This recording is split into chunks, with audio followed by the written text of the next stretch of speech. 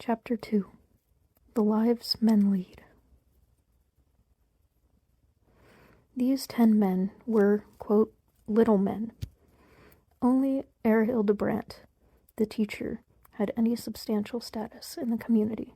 And when I say little men, I mean not only the men for whom the mass media and the campaign speeches are everywhere designed, but specifically in sharply stratified societies like Germany, the men who think of themselves in that way. Every one of my 10 Nazi friends, including Hildebrandt, spoke again and again during our discussions of "wir kleine Leute," we little people. This self-consciousness is non-existent or repressed in America. European students of our culture have all cited our egalitarianism as an affectation and an expensive one, producing a national leadership indistinguishable from its constituency. If everybody's little, nobody is little. But the rise of National Socialism involved both the elitist and the servile impulses, when big men, Hindenburgs, Neuraths, Schatz, even Hohenzollerns accepted Nazism. Little men had good and sufficient reason to accept it. What was good enough for them, said Herr Simon, the bill collector, was certainly good enough for us. Foreigners speaking of the National Socialist Party missed the point, said the younger Schwenke. It was the National Socialist German Workers' Party, the party of the little men like me. The only other was the Communist. Emperor and Führer both required the consciousness of littleness in the Germans, but Führer, bringing bigness down, lifted littleness up. The democratic baby kisser and the backslapper does the same thing, but it is more effective when an absolute ruler does it.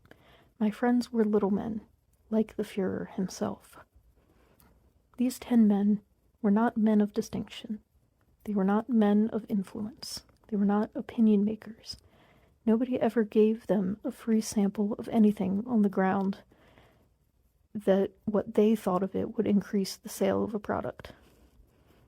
Their importance lay in the fact that God, as Lincoln said of the common people, had made so many of them.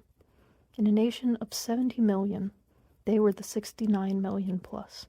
They were the Nazis, the little men, to whom, if they ever voiced their own views outside their own circles, bigger men politely pretended to listen without ever asking them to elaborate.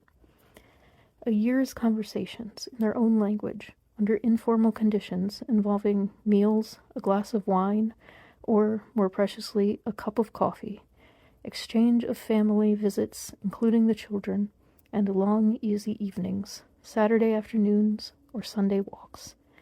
These were the things that not one of my 10 friends had supposed possible with an American.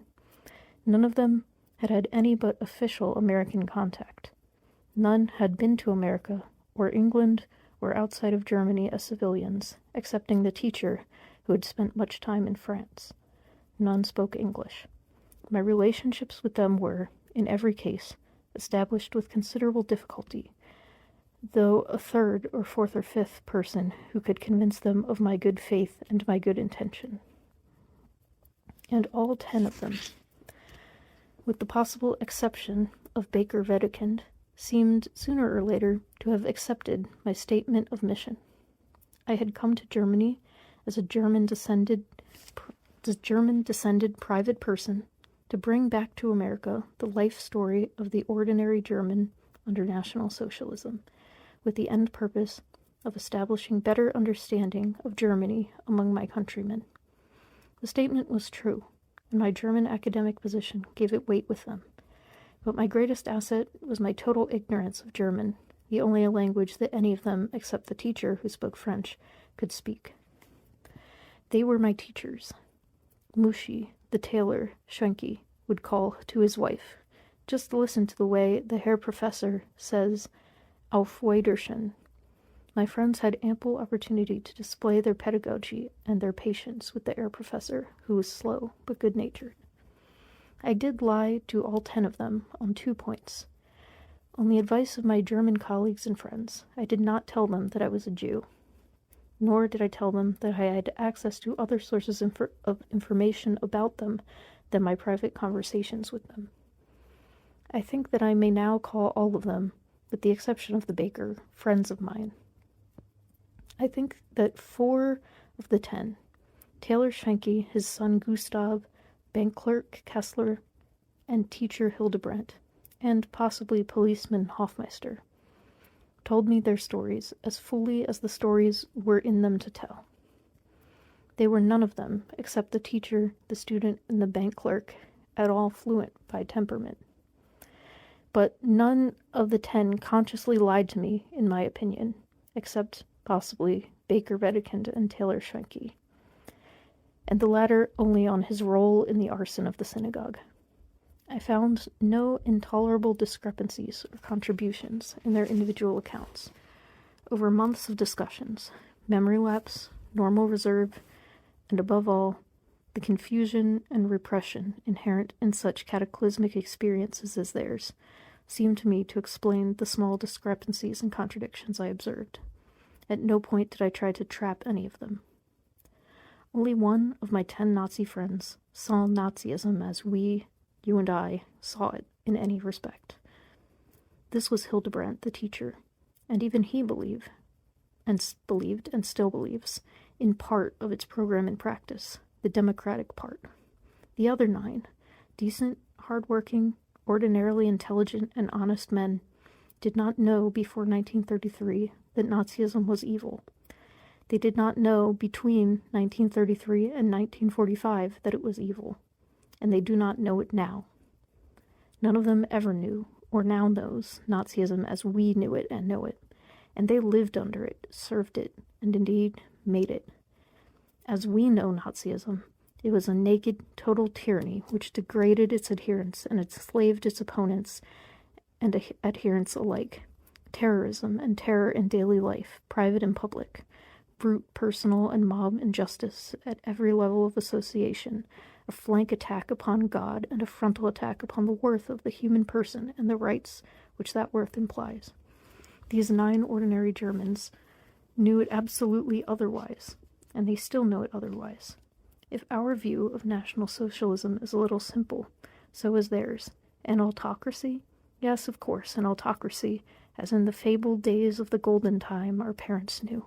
But a tyranny, as you Americans use the term? Nonsense. When I asked Herr Wedekind, the baker, why he had believed in National Socialism, he said, because it promised to solve the unemployment problem, and it did, but I never imagined what it would lead to. Nobody did. I thought I had struck my pay dirt, and I said, what do you mean, what it would lead to, Herr Wedekind? War, he said. Nobody ever imagined it would lead to war. The evil of National Socialism began on September 1st, 1939, and that was my friend, the baker. Remember, none of these 9 Germans had ever traveled abroad except in war. None had ever known or talked with a foreigner or read the foreign press. None ever wanted to listen to the foreign radio when it was legal to do so, and so none, except oddly enough the policeman, had listened to it when it was illegal. They were as uninterested in the outside world as their contemporaries in France or America. None of them ever heard anything bad about the Nazi regime, except, as they believed, from Germany's enemies, and Germany's enemies were theirs. Everything the Russians and the Americans said about us, said the cabinet maker Klingelhofer, they now say about each other. Men think first of the lives they lead and the things they see, and not, among the things they see, of the extraordinary sights, but of the sights which meet them in their daily rounds. The lives of my 9 friends, and even of the 10th, the teacher, were lightened and brightened by National Socialism as they knew it. And they look back at it now, 9 of them certainly, as the best time of their lives. For what are men's lives? There were jobs and job security, summer camps for the children, and the Hitler Youth to keep them off the streets. What does a mother want to know? She wants to know where her children are, and with whom, and what they are doing. And in those days, she knew, or thought she did, What difference does it make? So things went better at home. And when things go better at home and on the job, what more does a husband and father want to know? The best time of their lives. There were wonderful $10 holiday trips for the family in the Strength Through Joy program to Norway in the summer and Spain in the winter, for people who had never dreamed of a real holiday trip at home or abroad. And in Cronenberg, nobody my friends knew, went cold, nobody went hungry, nobody went ill and uncared for. For whom do men know? They know people of their own neighborhood, of their own station and occupation, of their own political or non-political views, of their own religion and race. And the blessings of the new order, advertised everywhere, reached everybody. There were horrors, too, but these were advertised nowhere and reached nobody. Once in a while, and only once in a while, a single crusading or sensation-mongering newspaper in America exposes the inhuman conditions of the local county jail. But none of my friends had ever read such a newspaper when there were such in Germany. Far fewer there than here, and now there were none. None of the horrors impinged upon the everyday lives of my 10 friends, or was ever called to their attention. There was some sort of trouble on the streets of Cronenberg, as one or another of my friends was passing by on a couple of occasions, but the police dispersed the crowd, and there was nothing in the local paper. You and I leave some sort of trouble on the streets to the police, and so did my friends in Cronenberg. The real lives that real people live in a real community have nothing to do with Hitler and Roosevelt, or with what Hitler and Roosevelt are doing. Man doesn't meet the state very often. On November 10th, 1938, the day after the arson of the synagogues, an American news service reported a trivial incident from a suburb of Berlin. A mob of children were carrying great sacks of candy out of the smashed shop window of a Jewish-owned candy store, while a crowd of adults, including some of the children's parents, including a ring of SA men in brown shirt uniform, stood watching. An old man walked up, an Aryan.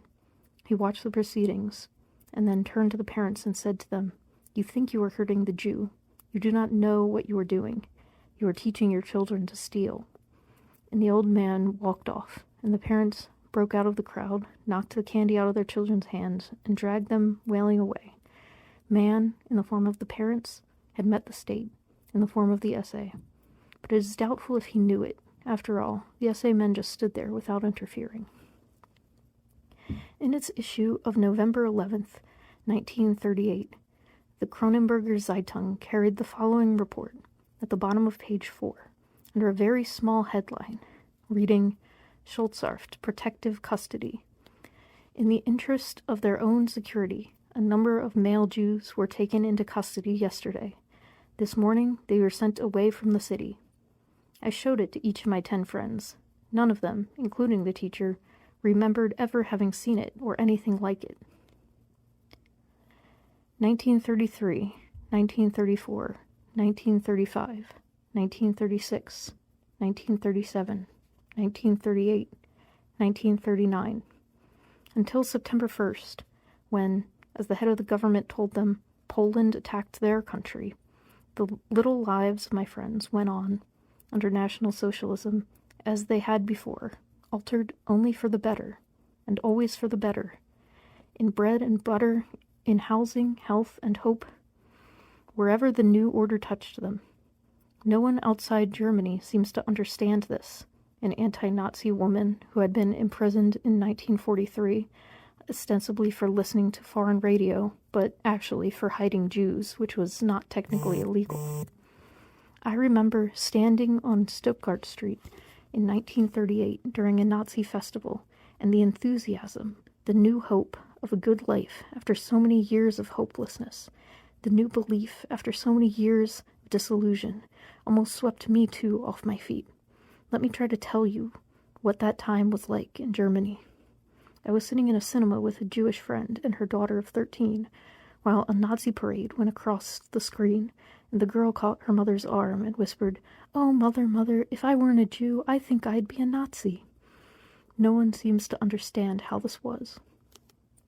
The German language, like every other, has some glorious epithets untranslatable, and wild geworden Spiceburger is one of them.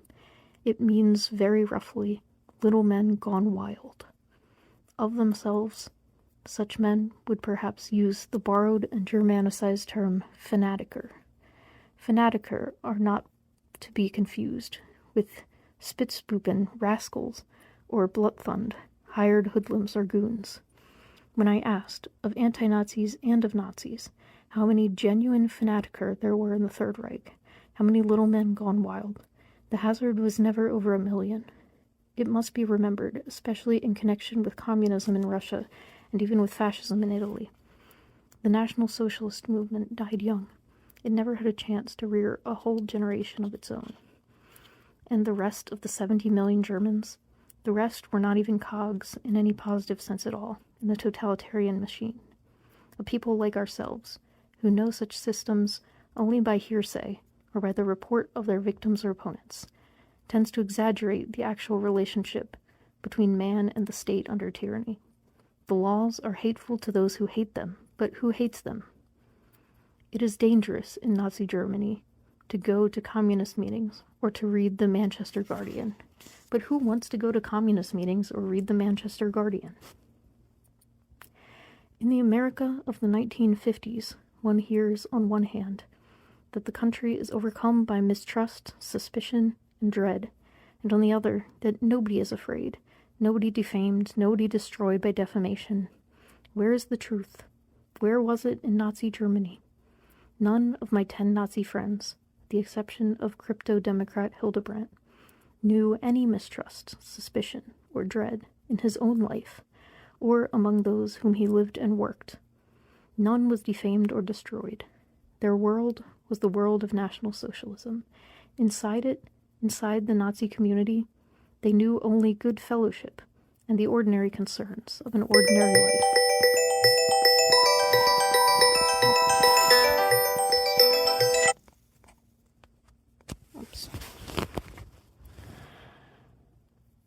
They knew only good fellowship and the ordinary concerns of an ordinary life. They feared the Bolsheviks, but not one another, and their fear was the accepted fear of the whole otherwise happy Nazi community that was Germany. Outside that community, they never went or saw or heard. They had no occasion to. That Nazism in Germany meant mistrust, suspicion, dread, defamation, and destruction. We learned from those who brought us word of it, from its victims and opponents, whose world was outside the Nazi community, and from journalists and intellectuals, themselves non-Nazi or anti-Nazi, whose sympathies naturally lay with the victims and opponents. These people saw life in Germany in non-Nazi terms. There were two truths, and they were not contradictory. The truth that the Nazis were happy, and the truth that the anti-Nazis were unhappy. And in the America of the 1950s, I do not mean to suggest that the two situations are parallel, or even more than very tenuously comparable. Those who did not dissent or associate with the dissenters saw no mistrust or suspicion beyond the great community's mistrust and suspicion of dissenters, while those who dissented or believed in the right to dissent saw nothing but mistrust and suspicion and felt its devastation. As there were two Americas, so, in a much more sharply drawn division, there were two Germanys. And so, just as there is when one man dreads the policeman on the beat and the other waves hello to him, there are two countries in every country. In Russian communized East Germany after the Second World War, a worker in a state factory is compelled to attend one meeting a week of 2 hours for purposes of what we should call indoctrination or brainwashing, and what the communists call education. Beyond that, and paying his taxes, he is compelled to do no more. He takes military service, secret police, and rationing for granted, as who doesn't? Of course, he is blared at from posters, newspapers, radio, and public address systems, as who isn't for one purpose or another, but he is let alone. Most Germans, nearly all of them, after 12 years of Nazism, see nothing inordinate in this amount of compulsion. Even under Nazism, before the war, party members were required to give only Friday evenings and Sunday mornings to the party or public work. Beyond this point, service to the tyranny was, naturally, highly advisable for the ambitious and the politically suspect, but it was not required of the man who wanted to hold a job, a home, a family, an honored place in the Singverein or the Turnverein. I encountered a few civil servants in Kronenberg who had never joined the party and had not been bothered. They were the kind that never joined anything, and nobody expected them to. The kind, too, that is never promoted. And I met a pastor who had not been persecuted, although he had refused to let his children join the Hitler Youth, and the German maidens, until membership became automatic. It is local conditions, even under totalitarianism, which govern the application of public authority to the individual. These conditions, which vary so much elsewhere, varied much more than I had supposed possible under the National Socialism, and tended almost always to relax the central controls, just as local courts everywhere tend to relax legal principles, except where the local boss was a fanaticer. And these latter instances were the exceptions. Local bosses, in order to function effectively, have to be locally popular. Pastor Wilhelm Mensching, in the village of Petzen in Lower Saxony, preached anti-Nazism to his little flock during the whole 12 years that the Nazis were in power in Germany. Every Sunday morning he stood in his pulpit and answered the speech which the Burgermeister, an old party fighter, made every Saturday night in the marketplace. Mensching was never touched. When the Gestapo came from Hanover to arrest him, the Burgermeister went to the Gauleiter to oppose them, and the arrest wasn't made. Wilhelm Mensching had always been pastor of Petzen, and to disturb him would have been an intolerable disturbance to the configuration of the village, and both he and the Burgermeister knew it. There were not enough thousands of Menschings in Germany, simply because such men are not born every day, and in the church in Germany, as elsewhere, does not nourish their multiplication. But there were dozens, enough of them to make the point. To be sure, National Socialism had only a few years to achieve its great Gleichschaltung, its integration of man into state. Still, 6 of them were war years in which the tempo could be and was stepped up considerably. But modern tyrants all stand above politics, and in doing so, demonstrate that they are all master politicians. They know, without having to read Florentine theorists, that politicians cannot afford to be hated. A Niemöller would have to be silenced at whatever risk to tyranny. The best known of all German pastors, he had said, "God is my Führer."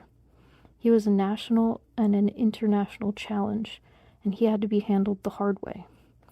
But there were easy ways, the easiest being to ignore them, to confine the effectiveness of dozens of Menschings to their separate villages, without taking steps which would have rocked any good villager on his heels and made him say, "No, not this, not this." Ordinary people, and ordinary Germans, cannot be expected to tolerate activities which outrage the ordinary sense of ordinary decency, unless the victims are, in advance, successfully stigmatized as enemies of the people, of the nation, the race, the religion. Or, if they are not enemies, that comes later, they must be an element within the community somehow extrinsic to the common bond. A decompositive ferment, be it only by the way they part their hair or tie their necktie, in the uniformity which is everywhere the condition of the common quiet. The Germans' innocuous acceptance and practice of social anti-Semitism before Hitlerism had undermined the resistance of their ordinary decency to the stigmatization and persecution to come. In the pleasant resort towns of New England, Americans have seen signs reading "selected clientele" or "restricted." They have grown accustomed to seeing such signs, so accustomed that unless they are non-Caucasian, or perhaps non-Aryan Americans. They take no notice of them, and in taking no notice, accept them. In the much less pleasant cottonseed oil towns of the Deep South, Americans have grown accustomed to seeing signs reading anything from white and colored to Negro, don't let the sun set on you here. And unless they're non-Caucasian, or perhaps Northern Americans, they take no notice of them. There were enough such signs, literally and figuratively, in pre-Nazi Germany, and there was enough non-resistance to them so that when the countryside bloomed in 1933 with signs reading "Jews not wanted here," the Germans took no notice of them. So, in the body politic, as in the body personal, non-resistance to the milder indulgences paves the way for non-resistance to the deadlier. It is actual resistance which worries tyrants, not a lack of the few hands required to do the dark work of tyranny. What the Nazis had to gauge was the point at which atrocity would awaken the community to the consciousness of its moral habits. This point may be moved forward as the national emergency or Cold War is moved forward, and still further forward in hot war. But it remains the point which the tyrant must always approach and never pass. If his calculation is too far behind the people's temper, he faces a palace push. If it is too far ahead, a popular revolution. It is in this non-litigible sense, at least, that the Germans as a whole were guilty. Nothing was done, or attempted, that they would not stand for. The two exceptions were euthanasia, which was abandoned, and the pagan faith movement of Alfred Rosenberg, which was aborted. Local hoodlums could beat up communist or social democrats, desecrate Jewish cemeteries, or smash Jews' windows by night. The local police, overseen by the Gestapo, would make a routine and invariably unsuccessful investigation of the insult, and the ordinary demands of decency would be satisfied. The Cronenbergers, being decent folk, would perhaps turn over in their beds and sleep on. The burning of a synagogue was something else. It approached closely and almost dangerously the point at which the community might be awakened. If not sacrilege, it was, after all, lawless destruction of valuable goods, an affront to the German property sense, much deeper than ours, and no less to the responsibility, much sterner than ours, of the authorities to uphold the law. When the synagogue was burned in Cronenberg, local SA men, including Taylor Schwenke, my friend, were used incidentally, but the arson was planned and directed by outsiders from a big city 40 miles away, and the pattern of American gangsterism's importation of killers from New York to Chicago or vice versa, the local officials were helpless, and by transference the community too. The German community, the rest of the 70 million Germans, apart from the million or so who operated the whole machinery of Nazism, had nothing to do except not to interfere. Absolutely nothing was expected of them except to go on as they had, paying their taxes, reading their local paper, and listening to the radio. Everybody attended local celebrations of national occasions. Hadn't the schools and the stores always been closed for the Kaiser's birthday? So you attended too. Everybody contributed money and time to worthy purposes, and so you did too. In America, your wife collects or distributes clothing, gives an afternoon a week to the Red Cross, or the orphanage, or the hospital.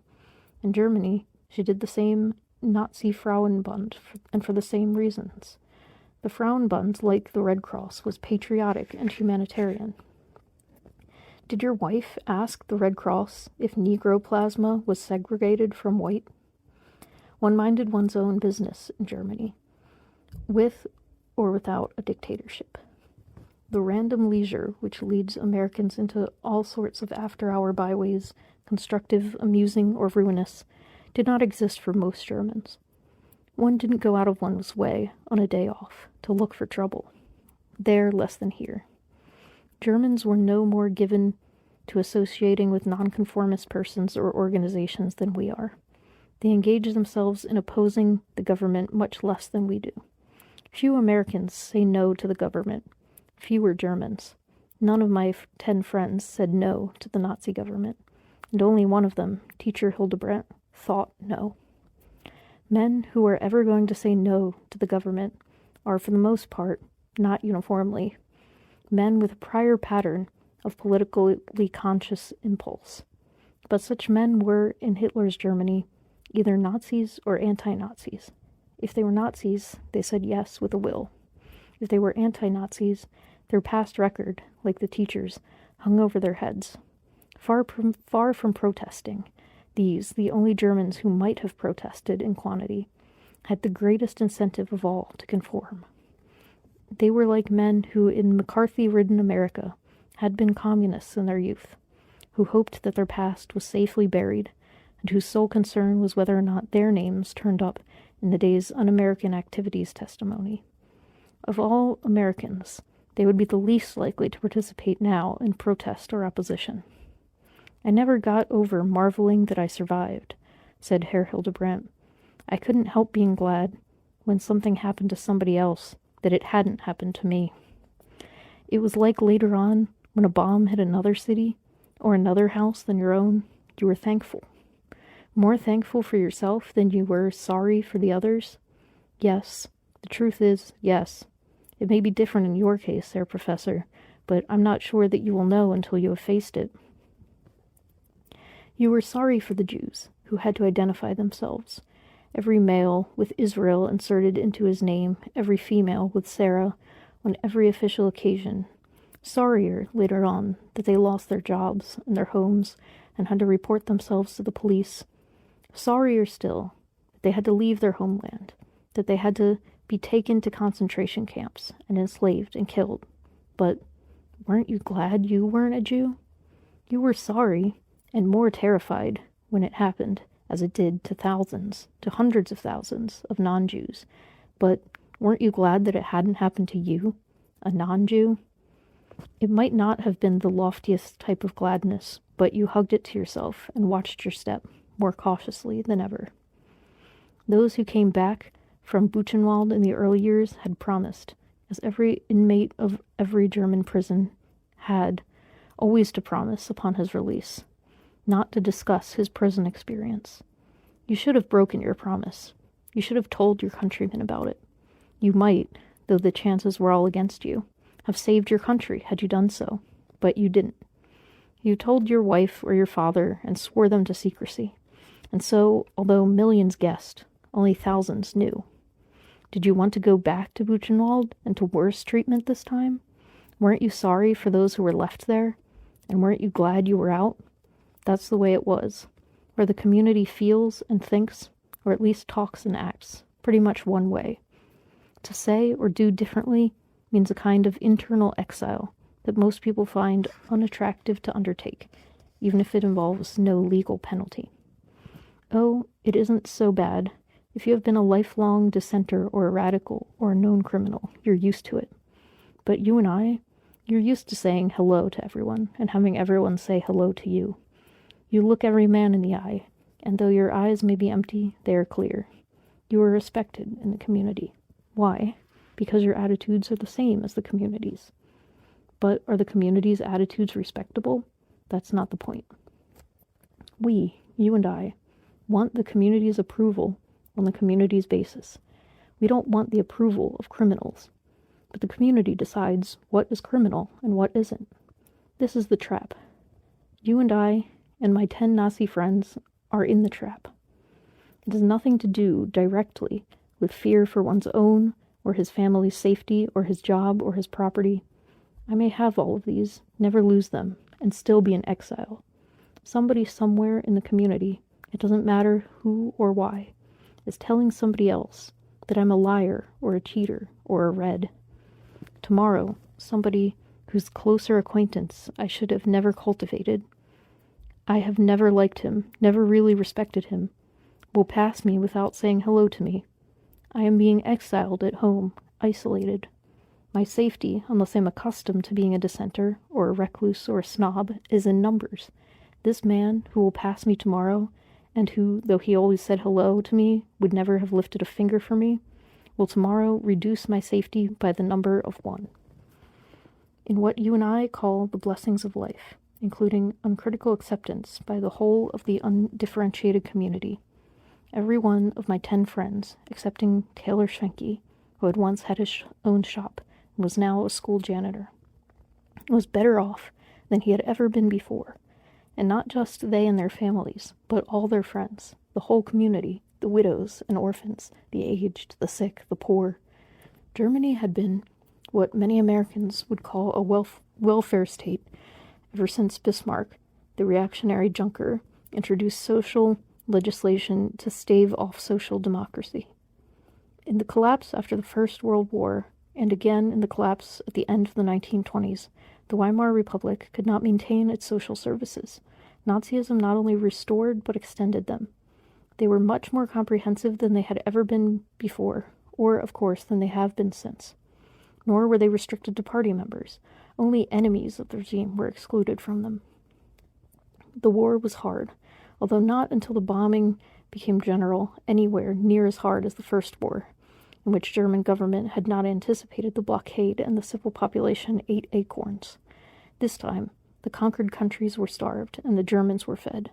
But my friends do not mean 1939 to 45 when they speak of the Nazi time.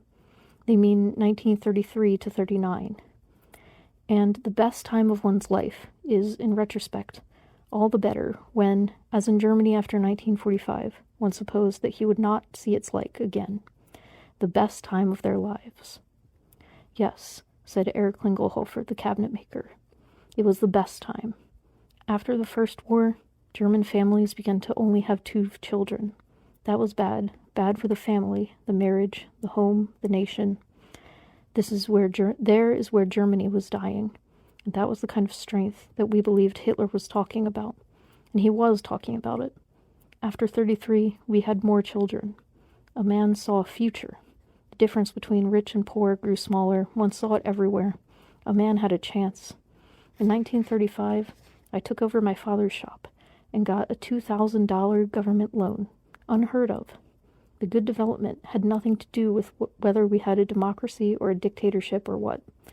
The form of government had nothing to do with it. A man had a little money, a chance, and he didn't pay any attention to any system. Inside the system, you see the benefits. Outside it, when you were not benefited by it, you see the faults, I suppose. I suppose that's the way it is in Russia now. That's the way it is everywhere, always. For all this, we thank our leader, the kids all said in school. Now they say, if communism, we all thank America. If communism comes, they will thank Stalin. That's the way men are. I couldn't do that myself. But he did it. Herr Klingelhofer counted his blessings. Who doesn't? This might be, I suppose, pro-Nazi propaganda. It is also a fact, insofar as men's attitudes are facts, and decisive facts. No occupation could make, or had made, anti-Nazis out of my friends.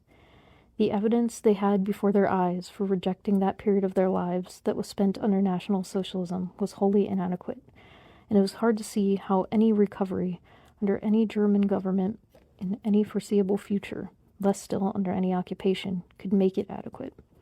At best, until such time as men, or at least these men, changed the root basis of their values, things could only someday be as good as they had been under Hitler. What we call freedom is not, even if they had all the freedom we have, an adequate substitute, in my friend's view, for all they had and have lost. Men who did not know they were slaves do not know that they have been freed.